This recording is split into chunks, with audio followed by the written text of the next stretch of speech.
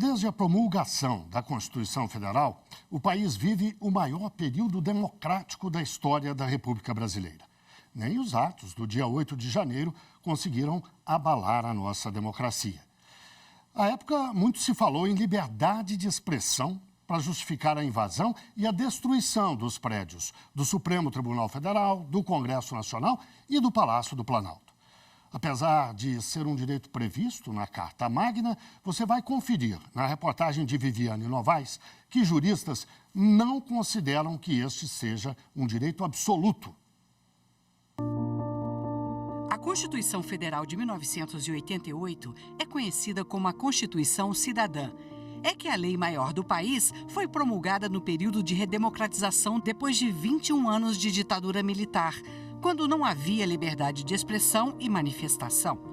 Não por acaso, o texto da Constituição deixou muito claro que isso não seria mais tolerado. O artigo 5º dos Direitos e Garantias Fundamentais diz: é livre a manifestação do pensamento. E reforça: é livre a expressão da atividade intelectual, artística, científica e de comunicação, independentemente de censura ou licença. A liberdade de expressão é um direito muito especial que está associado não simplesmente à realização da pessoa humana como um ser autônomo, que pode se manifestar artística, politicamente, não é uma proteção apenas à autonomia do indivíduo, mas também ela é uma liberdade que é instrumental para a própria realização da democracia. Mas a liberdade de expressão não é um direito absoluto, dizem os juristas, e não pode valer para tudo. A liberdade de expressão, como todos os direitos, tem limites e não protege o crime. Senão alguém dá um tiro em outra pessoa e diz: não, minha liberdade de expressão, eu não gosto dele, me manifestei. A vida não é assim. Portanto, a liberdade de expressão tem limites imanentes que implicam o respeito aos direitos das outras pessoas e o respeito à lei de uma maneira geral, inclusive ao patrimônio público. Portanto, depredação não é uma forma legítima de expressão.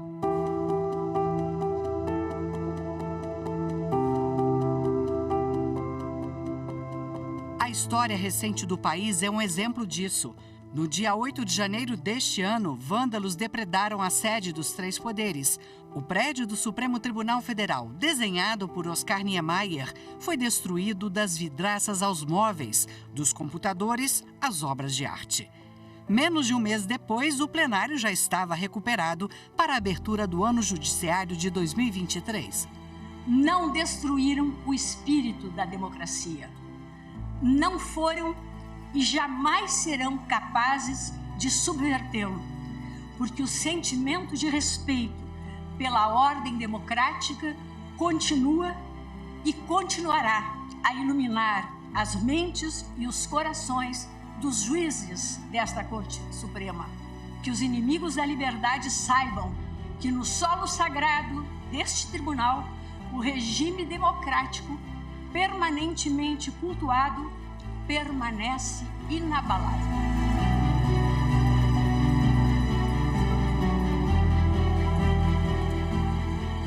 A vida é feita de símbolos e acho que foi um símbolo de que a justiça é inabalável. A justiça é um valor que transcende prédios e móveis.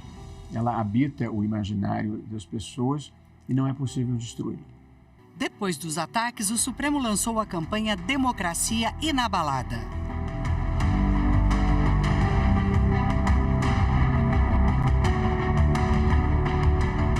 A campanha Democracia Inabalada. A Constituição do Brasil foi promulgada no dia 5 de outubro de 1988. Já são 35 anos de vigência. Para o Supremo Tribunal Federal, a coincidência do aniversário com os atos de 8 de janeiro reforça a importância da lei maior do país na defesa da democracia. Após 35 anos de vigência, a Constituição do Brasil ostentou sempre o seu primado sobre o restante da ordem jurídica e sobre a política nacional, os diversos mecanismos que ela concentra para essa defesa da democracia e com aquelas garantias que constituem cláusulas pétreas. O projeto constitucional instaurado em 1988 é um projeto para gerações. Foi a Constituição que constituiu esse Estado de Direito democrático e uma sociedade que deve ser livre, justa e solidária. Nós não podemos abrir mão disso. E a barbárie não deve nos tirar desse sonho, sob pena de matar o futuro, matando os nossos sonhos.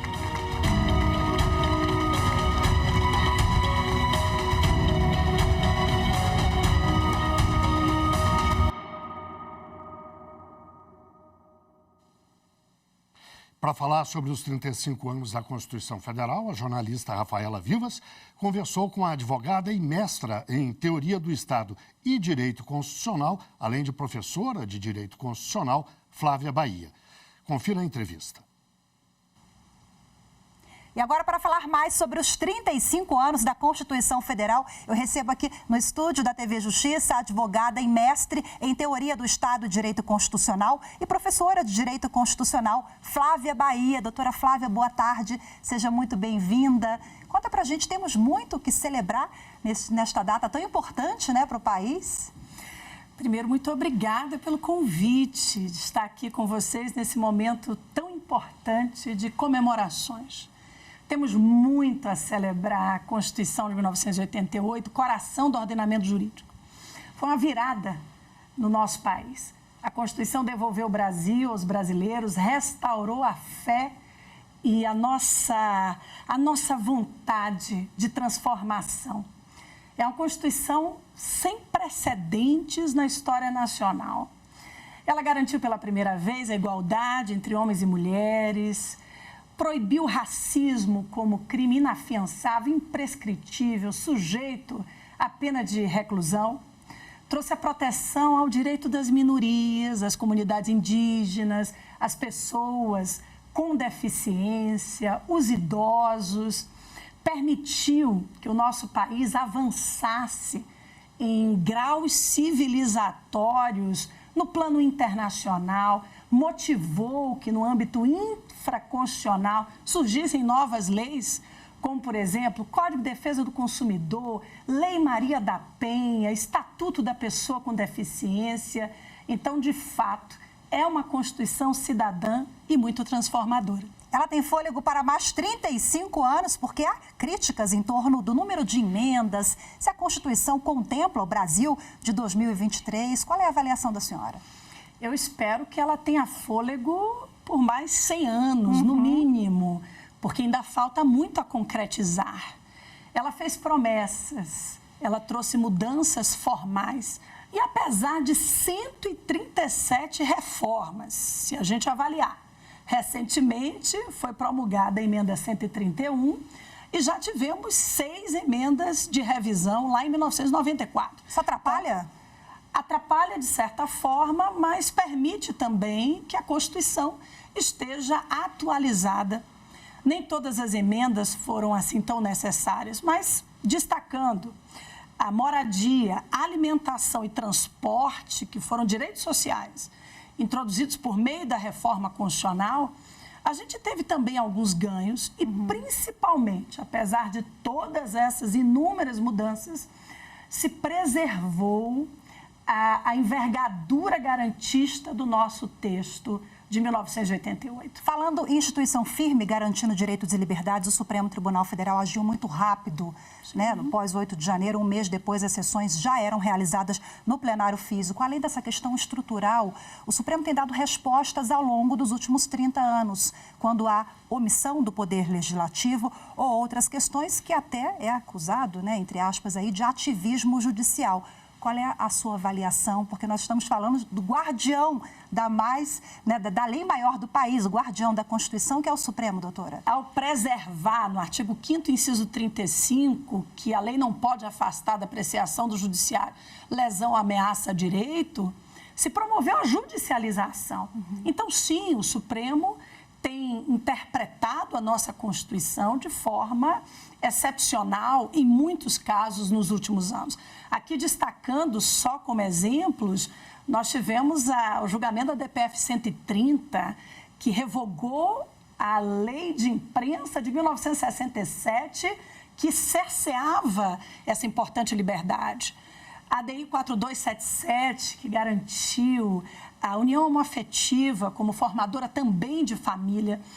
Uma Constituição tão garantista, tão principiológica, ela acaba permitindo também que as interpretações elas sejam cada vez mais conectadas com a realidade, com as demandas da sociedade. Perfeito. Com essa reflexão, eu agradeço demais a participação da senhora nessa data tão importante.